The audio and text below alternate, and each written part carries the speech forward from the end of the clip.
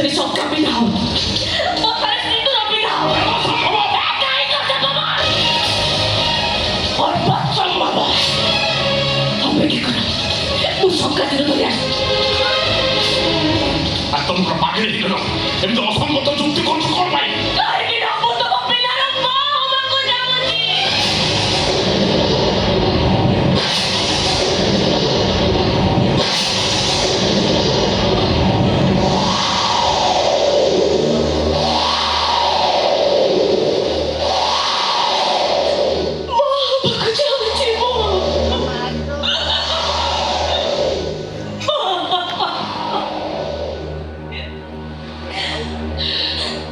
ସ୍ତ୍ରୀର ପରିଚୟ ବଞ୍ଚିଯିବ,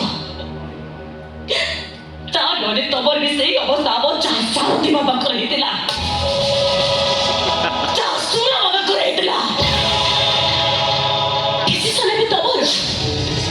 ଅପେକ୍ଷା କର, ମୁଁ ଶଙ୍ଖା ତୀର ଧରି ଆସୁଛି।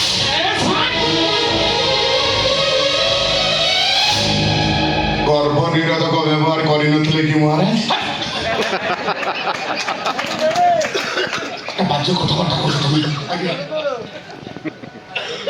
ପରିସ୍ଥିତି ଅସମ୍ଭାଳ, ସ୍ମୃତି ଯେମିତି ଉଗ୍ର ରୂପ ଧାରଣ କଲାଣି ଦୁର୍ଘଟଣା ସୁନିଶ୍ଚିତ। ଠିକ ଯେ ମହାରାଜ, ସ୍ମୃତି ଯେମିତି ଚିତ୍କାର କରୁଛି, ତାକୁ ବିବାହ କରିବେନି, ତା କଥା ରଖିବେନି, ତାହେଲେ ପ୍ରଳୟ ସୃଷ୍ଟି ହବ। କଥାଟା ଆଜି ଚାରିକାତ ଭିତରେ ଅଛି। କଥାଟା ଯେତେବେଳେ ଜନତାଙ୍କ ପାଖକୁ ଯିବ, କଣ ହବ ଆପଣଙ୍କ ଅବସ୍ଥା ବାବା? ମୁଁ ତାକୁ ବିବାହ କରେ। ଏ କାଳିଦାସ ପଟ ହଜାର ହଜାର ଲକ୍ଷ ଲକ୍ଷ ଲୋକମାନଙ୍କର ଅତୁଟ ଭରସା ଧୂଳି ସାତ ହେଇଯିବ। ତାହେଲେ କଣ କରିବ? ମୋ ବୁଦ୍ଧି ଭ୍ରଷ୍ଟ। ତମେ ଚିନ୍ତା କର, ଉପାୟ ତମେ ଚିନ୍ତା କର।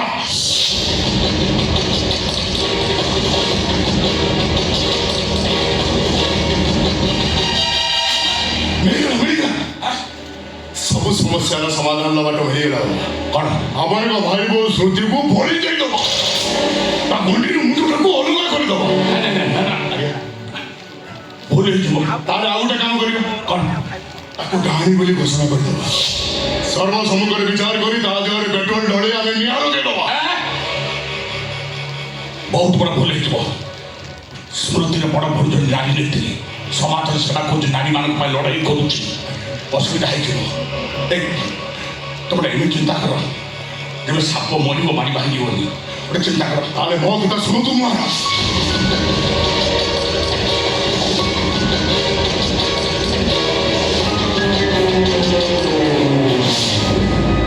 କେମିତି ଲାଗିଲା? ହଁ ଠିକ ଯେ, କିନ୍ତୁ ପ୍ରମାଣ କରିପାରିଲେ ତ? ସେ ବାଟ ବି ମୋତେ ଜଣା ଅଛି। କଣ? ଆଜି ରାତିରେ ଗାଁ ଶେଷ ମୁଣ୍ଡ ପୋଖରୀ ପାଖରେ ଧ୍ୟାନରେ ବସିବି ମୁଁ। ହଠାତ୍ ଦେଖିବି ଜଣେ ସ୍ତ୍ରୀ ଲୋକ ଆସି ପୋଖରୀ ତୁଟରେ ପହଞ୍ଚିଲା। ଆଉ ତାପରେ ସମ୍ପୂର୍ଣ୍ଣ ଉଲ୍ଲଗ୍ନ ହେଇ ଶାଢ଼ୀଟାକୁ ପୋଖରୀ ହୁଡ଼ା ଉପରେ ରଖିଲା। ହାତ ଦୁଇଟାକୁ ତଳକୁ କରି ଗୋଡ଼ ଦୁଇଟାକୁ ଉପରକୁ କଲା। ତାପରେ ଅଖାରୁଆ ବ୍ୟାୟାମ କଲା। ହାତ ଦୁଇଟା ତଳ କରି ଗୋଡ଼ ଦୁଇଟାକୁ ଉପରକୁ କରି ଝାଡ଼ା ପଡ଼ିଆ ଆଡ଼େ ଗଲା। ତାପରେ ସେ ପଡ଼ିଆ ସାରା ବୁଲିଲା। ତାପରେ ପଡ଼ିଆରେ ପଡ଼ିଥିବା ମହିଳା ଗୁଡ଼ାକୁ ଘାଡ଼ୁ ଘାଡ଼ୁ କରି ଖାଇଲା। ସେଇଟା ଡାହାଣୀ, ଚୋରା ଡାହାଣୀ। ଉପାୟ ଠିକ ଅଛି, ହେଲେ ଏ କଥାକୁ ସମସ୍ତଙ୍କ ଆଗରେ ପ୍ରମାଣ କରିବା ଦରକାର। ଏଇଥିରେ ପ୍ରମାଣ ଏ ବିଡ଼ିରେ ମୁଁ ଅଗ୍ନି ସଂଯୋଗ କରି ତା ଶାଢ଼ୀରେ ଚେଙ୍କ ଦେଇଛି। ଆଉ ସେ ଚେଙ୍କ ଚିହ୍ନରୁ ସେ ପ୍ରମାଣିତ ହେଇଯିବ ସେ ଡାହାଣୀ ବୋଲି। ଆଉ ଡାହାଣୀ ବୋଲି ପ୍ରମାଣିତ ହେଇସାରିବା ପରେ ଆଉ ଅବସ୍ଥା ମୁଁ କଣ କରିବି ତମେ ଦେଖିବ। ସେ ଡାହାଣୀ ସାଧୁ। ମୁଁ କଣ କହୁଛି?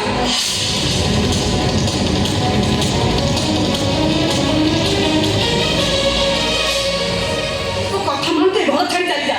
ଯଦି ଜୀବନରେ ବଞ୍ଚିବାକୁ ଚାହୁଁଛୁ, ଖାଲି ଏ ଘର ନୁହେଁ, ଏ ଗାଁ ଏରିଆ ଛାଡ଼ି ଚାଲିଯା। ନା ମୁଁ ଯିବିନି। ମୁଁ ଏଠୁ କେବେ ବି ଯିବିନି। କାଲି ନଗଲେ ମରିଯିବୁ ତୁ। ମରିବା ପୂର୍ବରୁ ଆଉ ଅନେକ ଝିଅଙ୍କ ଜୀବନ ବଞ୍ଚେଇ ଦେଇଛି। ଯେମିତି ମୋ ପରିବାର କେହି ବି ଏଇ ଭଣ୍ଡ କାଳି ବାବାର ଶିକାର ନ ହେବେ। ଆଉ ତୁ ରହିଲେ ତ କଣ କରିବୁ? ସେମାନେ ଜଣେ ନୁହନ୍ତି, ଅନେକ ଜଣ ମିଳିମିଶି ସେମାନେ ତତେ ବି ଡାହାଣୀ ସଜେଇ ଦେବେ, ଯେମିତି ସେମାନଙ୍କୁ ସଜେଇ ଦେଇଛନ୍ତି। ମଣିଷରୁ ତୁ ଡାହାଣୀ ହେଇଯିବୁ।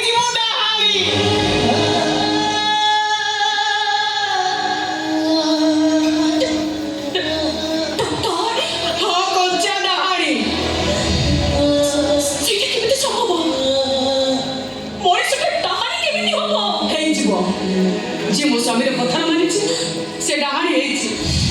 ଗାଁର ଚୌତା ତାର ବିଚାର ହେଇଛି, ତାକୁ ପରିଶ୍ରା ପିଇବାକୁ ଦିଆଯାଇଛି, ତାକୁ ଅର୍ଦ୍ଧଲଗ୍ନ କରାଯାଇ ତା ଉପରେ ଗୋବର ପାଣି ଢଳାଯାଇଛି, ଗାଁ ଲୋକଙ୍କ ଦ୍ୱାରା ତାକୁ ମାଡ଼ ମରାଯାଇଛି, ଶେଷ ତାକୁ ଗାଁରୁ ବାହାର କରିଦିଆଯାଇଛି। ତାପରେ ଯଦି ସେ ଝିଅ ମୁହଁ ଖୋଲିଛି ରାତି ଅଧିକା ପେଟ୍ରୋଲ ପକେଇ ତାକୁ ଜାଳି ଦିଆଯାଇଛି। ମତେ ଲାଗୁଛି ସେମାନେ ତୋ ଅବସ୍ଥା ସେଇଆ କରିବେ। ତତେ ବି ଡାହାଣୀ ସଜାଇ ଦେବ ଡାହାଣୀ। ମୁଁ ଏ ଆଦିବାସୀ ଅଧୀଶ ଗାଁର ଝିଅ ନୁହଁ। ମୁଁ ପାଠ ପଢିଛି, ଦୁନିଆକୁ ଭଲ କରି ଦେଖିକି ଚିହ୍ନିଛି ଜାଣିଛି। ଠିକକୁ ଠିକ କହିବି ଆଉ ଭୁଲକୁ ଭୁଲ। ସାରଥୀ ବାବା ପାଖକୁ ଯାଉଥିବା ସବୁ ଲୋକ ଅପାଠୁଆ ମୂର୍ଖ ନୁହନ୍ତି।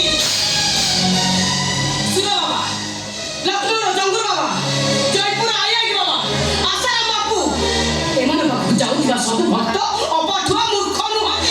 ମୁଁ କିନ୍ତୁ ବିପ୍ଳବ କରିବି। ସର ଉତ୍ତରରେ କହିଲେ ସେ ଭୋଟ କାଳେ ହବ ବିରୁଦ୍ଧରେ। ଏ ସମାଜ ଉଠେଇ ଦେବି ଲକ୍ଷ୍ୟର ଡାହାଣୀ ପ୍ରଥା। ତାର ଶିକାରୀ କେତେ ଝିଅ, କେତେ ବୋହୂ, କେତେ ବୁଢ଼ୀ ଲୋକ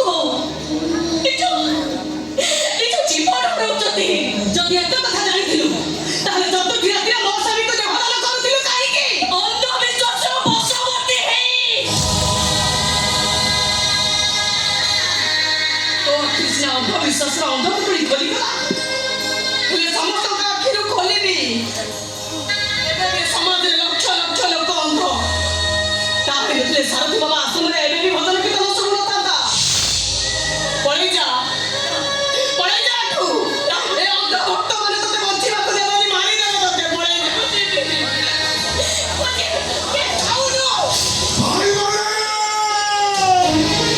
ଆମ ଗାଁରେ ଗୋଟେ ଡାହାଣୀ ଅଛି। ଆରେ ମୁଁ ତାକୁ ଦେଖିଛି। ସେ ଡାହାଣୀ ଭାଇ ଆମ ଗାଁ ବିପଦରେ ପଡୁଛି। ସେ ଡାହାଣୀ ଆମ ଗାଁରେ ରହିଲେ ଆମ ଗାଁରେ ମଶାଣି ପାଲଟି ଯିବ।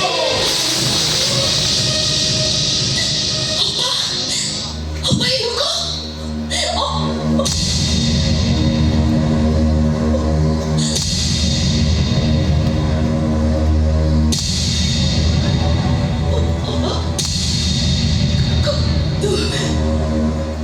ତୁ ମଣିଷରୁ ଡାହାଣୀ ହେଇଗଲୁ ଲୋ। କଞ୍ଚା ଡାହାଣୀ। ସେମାନେ ତତେ ମାରିଦେବେ। ପଳେଇ ଯା, ପଳେଇ ଯା, ପଳେଇ ଯା। ମରିବାକୁ ଚାହିଁନି ଅପା, ମରିବାକୁ ଚାହିଁନି ଅପା, ତତେ ପୋଡ଼ିକି ମାରିଦେବେ। ମାରିଦେବେ, ପଳେଇ ଯା, ପଳେଇ ଯା।